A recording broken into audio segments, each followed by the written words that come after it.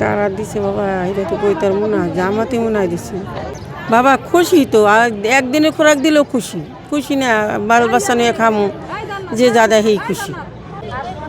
আমি আমার এক স্যারের মারফতে পেয়েছি এই ফাউন্ডেশন থেকে। তবে এই বস্তা কি আছে আমি জানি না, আশা করি ভালো কিছুই আছে। আমরা সবাই খুশি, দোয়া করি এরকম সব কেন্দ্র থেকে সবাই পাক, এটাই সাফল্য করি। এরকম সহায়তা যদি আরও সবাই দিয়ে থাকে, সব পরিবারই সবাই ভালোভাবে চলবে বর্তমানে এই রোজাতে। হ্যাঁ, অবশ্যই চাই। আর আমরা তাকেই ভোট দিছিলাম, আমরা তার মাধ্যমে এটা পেয়েছি, সবচেয়ে খুশি এবং তার জন্য আমরা দোয়া রাখি, দোয়া করি।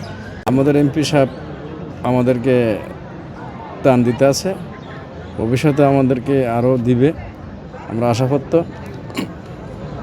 তারপরে এখন সকলকে দিতে আছে, আমরা এটি তার কাছে কৃতজ্ঞ। আমরা জানি যা দিচ্ছি এখন আলহামদুলিল্লাহ, যা দেয় আলহামদুলিল্লাহ, আমাদের এটা শুকর আলহামদুলিল্লাহ। আমাদের আর কি বলার আছে বলেন? আপনারা যা দেবেন আমরা তা শুকর করে নিতে হবে।